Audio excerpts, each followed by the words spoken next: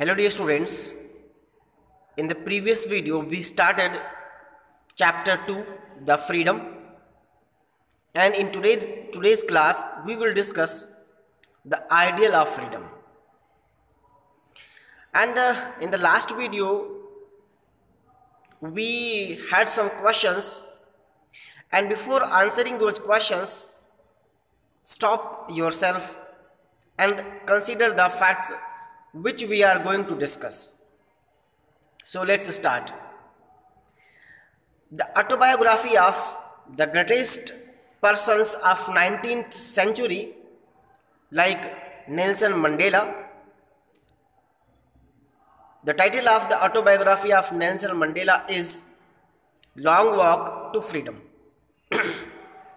In this book he talks about his personal struggle against the apartheid regime in South Africa.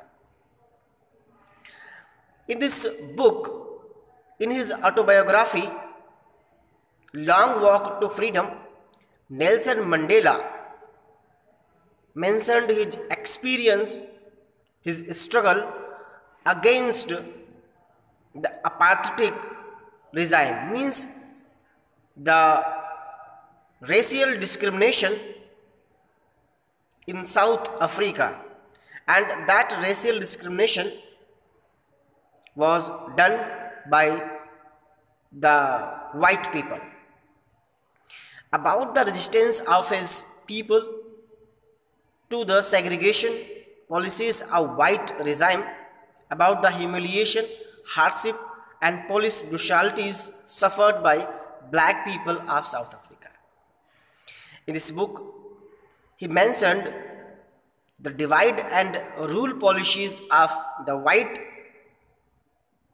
and also mentioned how the white people were humiliating the black one in each and every field.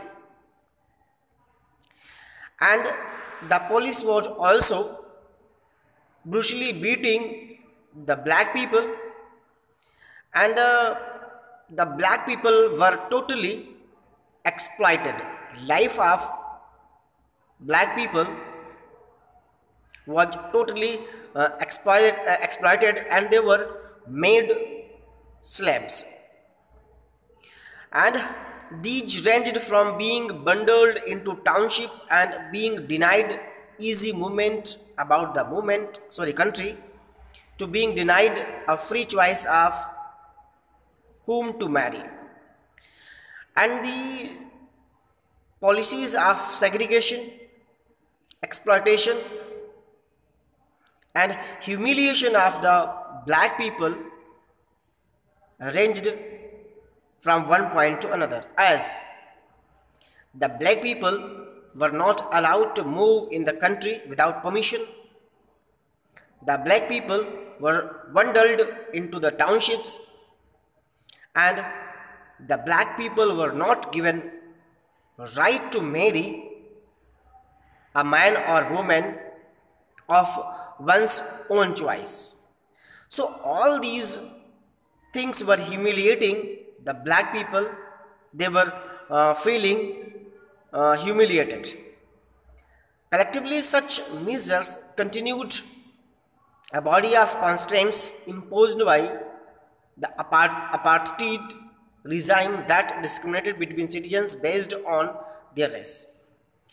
So these policies were imposed by the white people, while the apartheid regime, means the regime which was creating discriminations on the basis of their people's race, caste, black or white color. So these were the things which were exploiting the lives of the black. For Mandela and his colleagues, it was the struggle against such unjust constraints, the struggle to remove the obstacles to the freedom of all the people of South Africa, not just the black or colored, but also the white people. That was the long walk to freedom. And for Nelson Mandela and his colleagues, friends, it was a struggle against such unjust, to remove obstacles, to remove discrimination, and demand for justice, freedom for all the black and white people. So it was a long walk to freedom. For this freedom, Mandela spent 28 years of his life in jail, often in solitary confinement.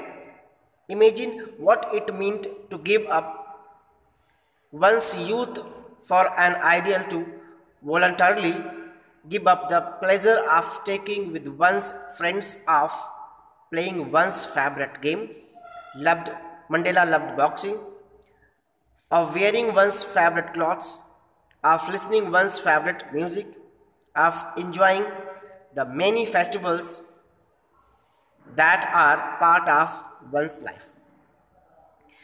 So for the freedom of his people, Nelson Mandela spent 28 years of his life in jail. In other words, he spent all of his youth time in jail and in a solitary confinement, solitary cell. Can you imagine if you are denied to enjoy your festivals, you are denied to play with your friends a favorite game, or you are not supposed to wear your favorite clothes or to listen favorite music? It means in those 28 years, Nelson Mandela lost every enjoyment of his life. He could not celebrate his festivals, he missed his friends and other enjoyments of life. So he sacrificed everything for the freedom of his people. Imagine giving all these up and choosing instead to be locked up alone in a room, but not knowing when would be released, only because one campaigned for the freedom of one's people. Can you imagine? There is a person who is imprisoned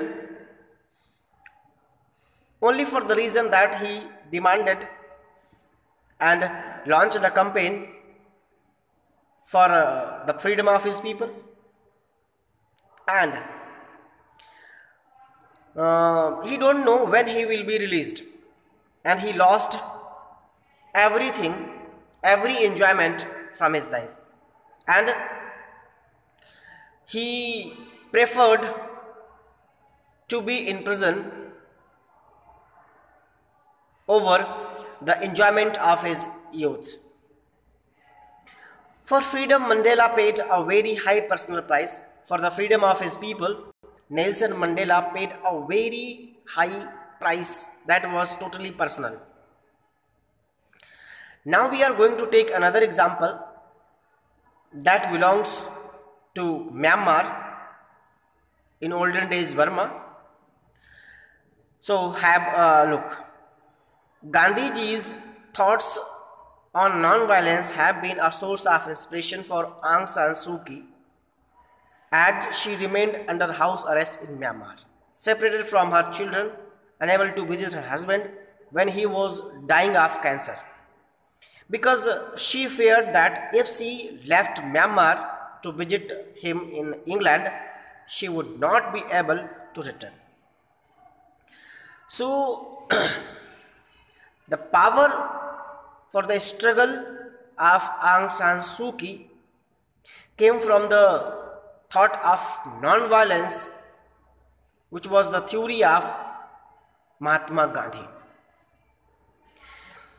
And when Aung San Suu Kyi was kept in house arrest in Myanmar, at that time she was separated from her children. She was unable to visit her dying husband as her husband was suffering from cancer. And the reason behind all these things was the freedom. And she thought that if she left Myanmar and visited her husband in England, then she would not be allowed to return Myanmar. That's why she did not leave Myanmar. She did not go to see her dying husband. Aung San Suu Kyi saw her freedom as connected to the freedom of her people. Her book of essays bears the title Freedom from Fear. Aung San Suu Kyi considered that her freedom is not only for her. Her freedom belongs to the freedom of every citizen of Myanmar.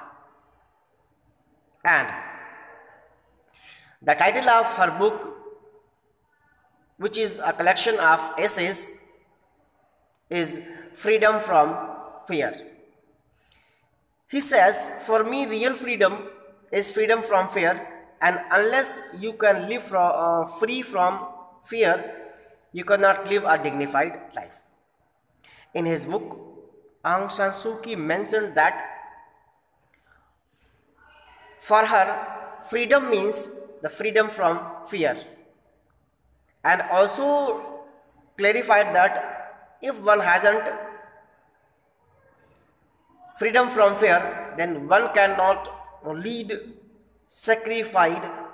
dignified life.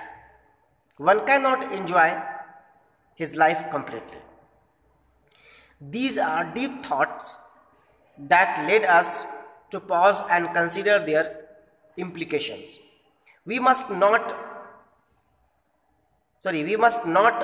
her words suggest, be afraid of opinions of other people, or of the attitude of authority, or of the reactions of the members of our community, or to the things we want to do, of the ridicule of our peers of speaking our mind. So Aung San Suu Kyi suggested the people that they should not afraid of their authorities, they should not afraid of the reactions of the community members, and they should not afraid of anything, and they should express themselves in the right way and being honest without any fear. Yet we find that we often exhibit such fears. Yet we find ourselves in such fears of expressing our thoughts, fears of going at some places. So we must get rid of these fears. For Aung San Suu Kyi, living a dignified human life requires us to be able to overcome such fears. And if we consider the words of Aung San Suu Kyi, then dignified human life means the life which is free from such fears. Free from the reaction of the peoples, free from the fear of authorities, free from the fear of anything. From these two books of Nelson Mandela and Aung San Suu Kyi, we can see the power of ideal of freedom. And with the references of these two books and the ideas expressed in these two books, we can understand the ideal of freedom, an ideal that was at the center of our national struggle and the struggles of the people of Asia and Africa against British, French and Portuguese colonialism. So now we can understand that the ideal which was the center point of our national struggle of Asian people or struggle in Asian countries, and also the center of struggle in Africa against the British, French and Portuguese colonialism. So dear students, in this class we understood the ideal of freedom, and in next class we will discuss what is freedom. So till then, keep learning, watch this video from the beginning till end, and thank you for watching this video.